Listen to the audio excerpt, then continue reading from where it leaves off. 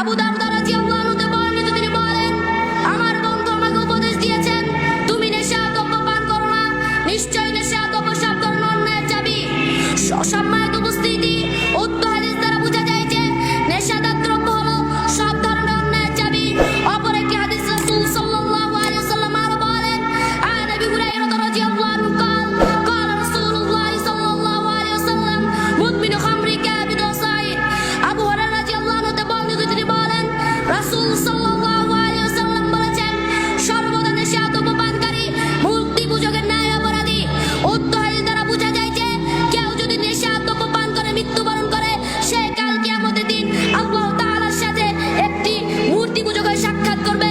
সম্মানিত উপস্থিতি, মূর্তি পূজক যারা ইসলাম থেকে বহু দূরে, যারা ইসলামের বাউন্ডারি থেকে বাইরে, আর আপনি যদি একটি নেশাদ্রব্য পান করে মৃত্যুবরণ করেন, আপনি একটি মূর্তি পূজকের গণ্য হবেন।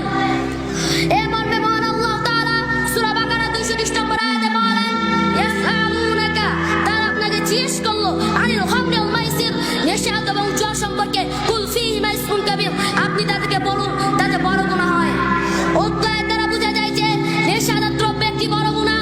আল্লাহ তাআলা আমাদেরকে স্পষ্ট হয়ে যা বুঝিয়ে দিতে চাচ্ছেন, আর আমরা যদি কেউ নেশাদ্রব্য পান করি বা খাই, তাহলে আল্লাহ তাআলা আমাদেরকে ভয়াবহ শাস্তি দিবেন। অপর একটি হাদিস রাসূল সাল্লাল্লাহু আলাইহি ওয়াসাল্লাম আরো বলেন, আন আব্দুল্লাহ ইবনে আমির রাদিয়াল্লাহু আনহু قال قال النبي صلى الله عليه وسلم لا يدخل الجنة منان ولا آكل ولا مدمن خمر رواه أحمد النسائي। আব্দুল্লাহ ইবনে আমর রাদিয়াল্লাহু আনহু বর্ণিত, তিনি বলেন, রাসূল সাল্লাল্লাহু আলাইহি ওয়াসাল্লাম বলেছেন, তিন শ্রেণীর লোক কখনো জান্নাতে যাবে না। এক, উপকার করে ক্ষুধাদানকারী। দুই, পিতামাতার অবাধ্যকারী। তিন, নেশাদ্রব্য পানকারী। আহমদ হাদিস নম্বর 5882, নাসাই হাদিস নম্বর 5672। উক্ত হাদিস দ্বারা বোঝা যায় যে যে ব্যক্তি যতই আমল আছে না, যতই করুক, যতই সালাত যাকাত যত রকমের আমল আছে না যতই করুক, কিন্তু সে যদি প্রত্যেকদিন নিয়মিতভাবে নেশাদ্রব্য পান করে, সে কখনো জান্নাতে যেতে পারবে না। সম্মানিত উপস্থিতি, আজকে আমাদের যুব সমাজে তদবরতন হয়ে গেছে। ওমর রাদিয়াল্লাহু আনহু সমাজে কেউ যদি নেশাদ্রব্য পান করতো, তাকে 40 বার বেতের আঘাত বা জুতার আঘাত দেওয়া হতো। আর আজকে আমাদের যুব সমাজে ঘরে ঘরে বাইরে বাইরে সব জায়গায় নেশাদ্রব্য বিক্রি হচ্ছে, কেউ কিছু বলতে পারছে না।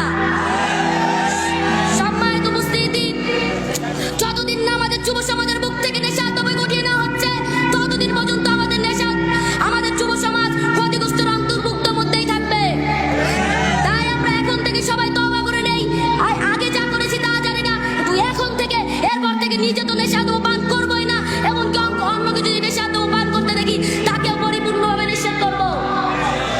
সম্মানিত উপস্থিতি, আল্লাহ তাআলা যদি আমি এখন পর্যন্ত আপনাদের সামনে যা আলোচনা করলাম, তার উপর যদি আল্লাহ তাআলা পরিপূর্ণভাবে আমাদেরকে আমল করার তৌফিক দান করুন।